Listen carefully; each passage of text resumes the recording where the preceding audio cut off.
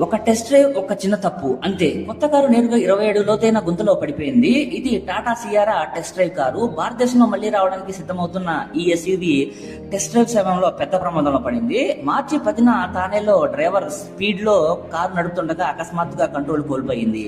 ముందుగా ఒక auto rickshaw 2 బైకులను ఢీకొట్టి construction site bar gates దాటి నేరుగా లోపల ఉన్న గుంతలో పడిపోయింది. ఈ గుంత లోతు దాదాపు 20 అడుగులు ఉండొచ్చు. కారులో మొత్తం 3 మంది ఉన్నారు.